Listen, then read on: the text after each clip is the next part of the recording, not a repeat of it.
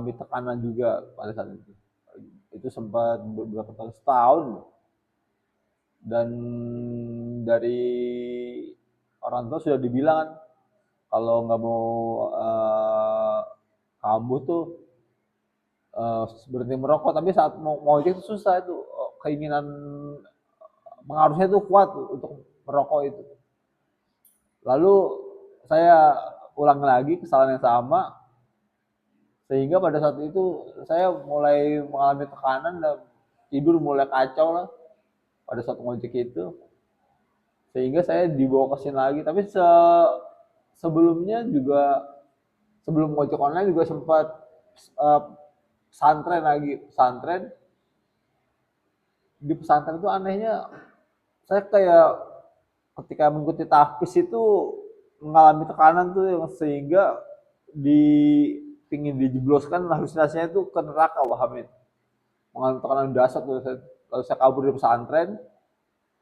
Dan di rumah juga waktu itu belum ada aktivitas. Itu sebelum daftar ojek online tuh. Akhirnya bapak nyaranin biar ada kegiatan, maksudnya mungkin ojek kali. Nah pada saat itu baru saya apa uh, daftar masuk dan menjadi ojek online. Tapi sebelum itu saya sempat ikut kegiatan tahfiz di pesantren Sains Quran Al Abror. Jadi awal di rumah terapi Khalifah itu ada terapi dan ada penanganan dokter juga ya? Iya, Oh, pada saat terus itu. kata dokter itu kamu didiagnosa sakit apa? Psikotik. Oh, psikotik. Psikotik apa itu? Bisa dijelasin? Psikotik itu adalah ketakutan yang tidak realistis, yang mengacu pada pikiran terus mengarah ke batin kita. Jadi ada semacam apa? Ada halusinasi kayak gitu Halusinasi ya? ya, salah satunya halusinasi. Ada Terus suara-suara gitu. suara-suara pada saat itu belum, baru ketakutan aja sih. Oh, ketakutan. Baru suara-suara, baru setelah itu muncul kayak seperti pengen digebukin atau pengen depan. Oh, gitu. Sampai kamu disarankan sama dokter minum obat Iya, minum rutin. obat. Oh, gitu. Terus kenapa tiba-tiba muncul kekambuhan waktu itu? Karena setelah sempat sekerja kan, ojek Iya, online, tiba-tiba drop lagi, ngedrop iya. kambuh. Karena ngerokok berlebihan sama ngopi. Oh, gitu. Wah, terus gimana ceritanya bisa direhab lagi? Gimana? Ceritakan coba. Pada saat itu saya tidur juga nggak teratur, akhirnya lost control tuh, marah-marah lagi tuh, marah-marah Emosi. lagi. Setelah itu dibawa ke sini, dibawa sini lagi. Karena marah-marah itu kan dari luar dan imbasnya ke keluarga. Ya. Terus yang kedua itu sempat berapa lama di Khalifah? 2 bulan.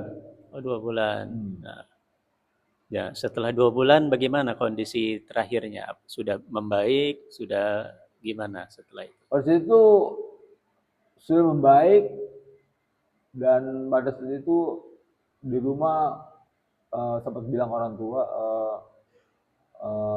udahlah, yang terbaiknya belajar ilmu urut sama ilmu bekam. Tapi pada saat itu ibu belum kenal pengobatan bekam, maka itu sama ibu belum bisa disupport setelah tahun 2018 kalau nggak salah. 2017 2017 2 bulan ya. Terus udah stabil di rumah, Stabil di terus rumah, aktivitasnya apa waktu itu?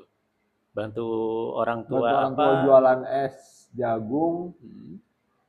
sama es kopior, terus sama ngojek lagi. Jadi selama ada aktivitas di rumah tetap rutin minum obat. Iya rutin. Kira-kira ingat obatnya apa waktu itu? Masih sama sama sekarang. Eh, Reheksi sama Risperidon. Oh, gitu. Nah, kemudian ini yang kedua. Terus waktu kamu pulang ke Jawa, nah ya, mulai muncul lagi katanya sampai kambuh yang ketiga kali ya. Terus apa yang kamu rasakan waktu itu? Itu tahun 2018, enggak, 2021. dua Mm-mm. itu rasanya lebih parahnya seperti di alam lain tuh. Mm-mm. Seperti apa? Saya pada saat itu kan tidur, terus tidur, terus habis tidur itu bangun, berangkat, seperti melihat sosok makhluk kayak semacam yang membawa pedang gitu. Buat naik mobil terus baru bapak pada saat itu, terus seperti diserang diri ini kan, entah ditembak atau diapain. Terus itu setelah itu nyampe rumah langsung dibawa ke rumah terapi Khalifah lagi. Itu sebelum dibawa juga sempat ngedrop tuh. Saya berada kayak di hutan yang udah hitam gelap, lalu ada sosok makhluk berbadan kerbau yang gigi bertaring, berbadan manusia membawa kampak itu. Saya berhadapan itu luar biasa tinggi banget, langsung saya ngumpet di bapak. Terus saya mungkin asumsi saya sampai sekarang mungkin gimana kali ya, diselamatin lah maksudnya, ditolong loh. Terus itu paginya udah gitu langsung dibawa lagi saya ke rumah terapi Khalifah itu. Terus juga sempat cerita katanya mau dinikahkan sama apa? itu Sosok apa itu? itu yang dulu yang tahun Heeh. Nah itu 2016. ya sosok apa itu yang muncul waktu itu yang kamu rasakan? Sosok dia kayak Apa di? apa ya, perasaan aja sih mau dinikahin, itu belum muncul sosok, Mm-mm. perasaan aja mau dinikahkan gitu. Oh gitu. Jadi Eh, feeling oh, kayak dipaksa untuk menikah sama sama makhluk gitu ya, iya, makhluk apa makhluk berupa perempuan atau kayak gimana bentuknya? Yang kamu lihat ada nggak atau hanya perasaan aja? hanya perasaan aja gitu. Oh gitu. Jadi merasa ada makhluk itu mau menyerang kamu ya, bawa senjata gitu ya, Ya itu yang tinggi terakhir yang besar. tahun 2001 ya, itu luar biasa, itu serem sekali. Jadi kamu jadi muncul paranoid ya, jadi Iya, ketakutan dan Pak paranoid. seterusnya. Nah, kemudian sempat kamu di terapi ruqyah juga di sini. Iya sempat. Reaksinya apa saat di ruqyah? eh, di perut tuh kayak mual gitu, Hmm. mual.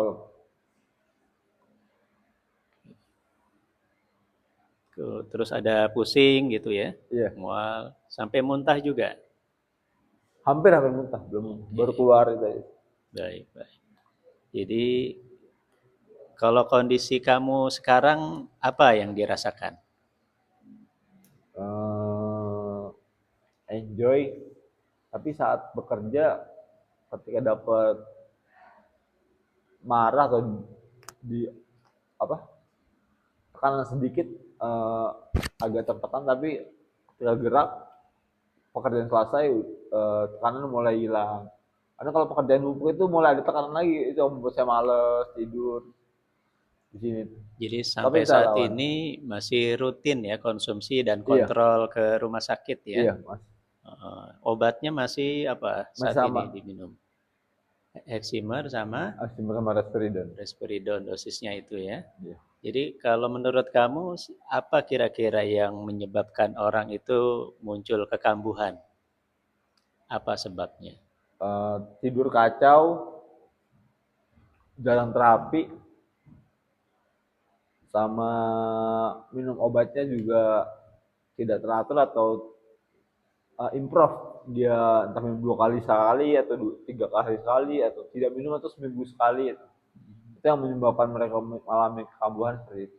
Gitu. Jadi saran kamu untuk teman-teman yang mengalami gangguan seperti kamu apa kira-kira?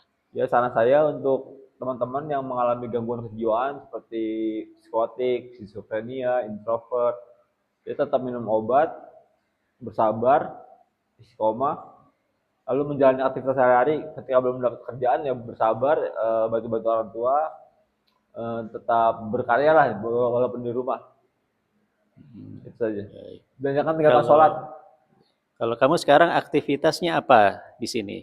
Bantu-bantu di rumah terapi Khalifah, seperti membersihkan WC, terus bantu ambil cateringan, terus merapikan kasur dan lain-lain lah.